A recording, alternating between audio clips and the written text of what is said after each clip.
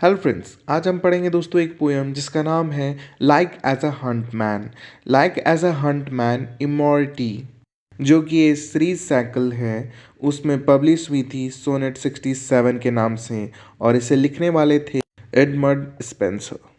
इन्होंने इस पोएम में अपने आप को हंट्समैन कहा है, यानी शिकारी। अब शिकारी क्या करता है? तो वो जंगली जानवर का शिकार करता है। तो यहाँ पे उन्होंने अपने बिलवेड को एक हिरन की तरह बताया है, और उस हिरन का शिकार करने के लिए शिकारी आया है, जो कि वो खुद हैं, यानी कि वो हंट्समैन का भूमिका निभा रहे हैं। अब ये हंट्समैन अपनी प्रेमिका को कैसे फंसाता है यह देखना है, पर पहले हम इस सोनेट के बारे में कुछ और जान लेते हैं। जैसा कि मैं आपको बता चुका हूँ कि साइकिल इमोरिटी पे इसे पब्लिश कराया गया था। यह एक सीरीज थी जिसे एडमंड स्पेंसर ने लिखा था, और इसे 16th सेंचुरी में पब्लिश किया गया था। इस पोयम में आपको 3 क्वाड्रेंट देखने को मिलेंगे और एक कपलेट देखने को मिलेगा। इसका राइमिंग स्कीम आप ले लीजिए तो A B C D E F और जी में होगा। इसका थीम है love, self realisation and patience, यानी कि मोहब्बत, धैर्य और सेल्फ रियलाइजेशन। तो आइए अब हम एडमंड स्पेंसर के बारे में जानते हैं। तो इनके जन्म से थोड़ा सा कंफ्यूजन है कि ये 1552 में जन्मे थे या 1553 में। इनकी मृत्यु हुई थी 13 जनवरी 1599 में। यह एक इंग्लिश पोएट थे और इन्होंने मॉडर्न इंग्लिश के ग्रोथ में काफ़ी अच्छा रोल निभाया। इनकी एक इपिक पोयम को ले लिया तो वो थी द फैरक्यूने। अब आइए हम लाइन बाय लाइन पढ़ते हैं और जानते हैं इसका मीनिंग। इस पोयम में पोएट लिखते हैं like as huntsman after weary chase, seeing the game from him escaped away, sits down to rest him in some shady place, with painting haunts begun of their prey। Like as a Hunt man, यानी एक शिकारी की तरह। After wearing chase, मतलब chase करने के बाद, मतलब उसके पीछे दौड़ने के बाद। Seeing the game from his scape away, और वो देख रहा है कि उसका जो शिकार है वो स्केप, यानी कि यहाँ से भाग चुका है। Sit down to rest him in some shady place, और जब उसके हाथों से शिकार उसका छूट गया तो वो चुपचाप बैठ गया एक छाँव भरी जगह में। किसके साथ? With प्लेंटिंग hounds. हाउंड्स कहते हैं शिकारी कुत्तों को। Big word of their pray, और वहाँ पे वो बैठा गया। तो यहाँ पे पोएट ये जो अपने आप को शिकारी कह रहे हैं, ये कहना चाह रहे हैं कि मैं अपने बिलवर्ड के पीछे दौड़ा उसे पाने को, और ये जो शिकारी कुत्ते यानी मेरी जो हवस है वो मेरा साथ दे रही थी उसे पाने में, पर वो मुझसे बहुत दूर निकल गई। इसके बाद पोएट कहते हैं so after long pursuit and vain essay, when I will weary had the chase for shock, the gentle deer returned the self same way, thinking to quench her thirst at the next brow। So after long pursuit, यानी इतने लम्बे जब मैं उसे फंसाने की कोशिश कर रहा था, इतना चेज कर रहा था उसके पीछे। When I all weary had the chase for shot। अब पोएट पूरी तरह बोल रहे हैं थक गया था, आई ऑल weary, और फिर मैंने वो ख्याल छोड़ दिया हिरन को फंसाने का।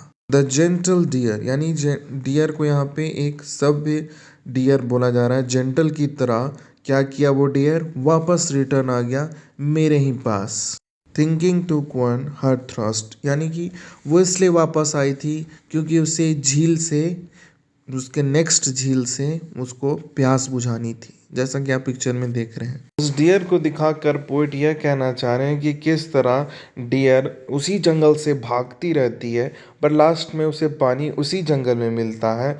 उसी तरह उनकी लवर भी अब वापस आ गई जब वो थक गए उसे मनाते मनाते, और वो ये भी कह रही है कि अगर मुझे यहाँ प्यार नहीं मिला तो मैं दूसरी जगह चली जाऊंगी। इसके बाद पोएट लिखते हैं there see behold me with milder look, Short not to fly, but fearless still did bide, till all in her hand, her yet half trembling toss, and with her own good will her firmly tried. देर सी यानी वो मुझे behold यानी मुझे थामे हुई थी, with milder look यानी कि एक मामूली माल्डर मतलब होता मामूली लुक से वो देख रही थी।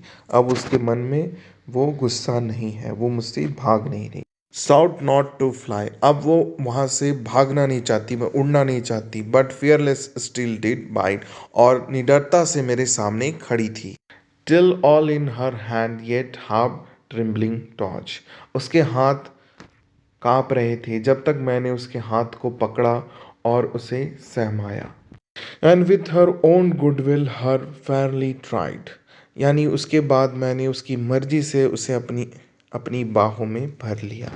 तो यहाँ पे पोएट यह कहना चाहते हैं कि जब मैं उसके पीछे भाग रहा था कि मैं तुमसे प्यार करता हूँ, मेरे प्यार को समझो, मेरे साथ चलो, तो वो नहीं आई। पर जब उसकी मर्जी हुई वो खुद ब खुद अपने पास आ गई, मतलब मेरे पास आ गई। और लास्ट की 2 लाइनों में पोएट लिखते हैं, strange thing me seem to see a beast so wild so gladly won with her own will beguiled. Strange thing यानी अब पोएट आश्चर्य हो रहे हैं कि ये कैसे हो सकता है। वो जो मेरे अंदर हवसीपना था, बीस्ट था उसे हासिल करने का, अब वो ख़त्म हो गया है और वो खुद ब खुद मेरे पास आ गई है। वो ऐसा सोच रही है कि उसने मेरे अंदर के वैसी दरिंदे जो उसे हासिल करना चाहता था, उसे नोचना चाहता था, जैसे कि एक शेर एक हिरन को नोच देता है, एक शिकारी नोच देता है, उसी तरह मैं उसे नोचना चाहता था। पर अब वो स्वयं मेरे पास आ गई और वो ऐसा सोच रही है कि उसने इस बीस्ट को यानी एक दानव को पालतू बना लिया है, अपने काबू में कर लिया है। इस पोयम में हमें यह दिखाया गया दोस्तों कि किस तरह अगर सजनिया के मन में इनकार है तो बलमा को घोड़े पे सवार नहीं होना चाहिए और ज़बरदस्ती उसके साथ नहीं करनी चाहिए। जब उसका मर्जी होगा वो खुद ब खुद आपको अपने आप को सौंप देगी और इसमें वो गर्व करेगी कि मैंने मेरी मर्जी से वो मुझे प्यार कर रहा है, कोई ज़बरदस्ती नहीं हुई है मेरे साथ। और यहाँ पे यह पोयम ख़त्म होती है। आपको मेरी एक्सप्लेनेशन कैसी लगी कमेंट सेक्शन में बताएं। लाइक करें, शेयर करें, सब्सक्राइब करें। आपने मुझे पूरा सुना इसके लिए धन्यवाद। मैं आपसे मिलूँगा नेक्स्ट पोयम में। प्लीज़ सब्सक्राइब करें और मुझे सपोर्ट करें। एंड लास्टली जय हिंद दोस्तों।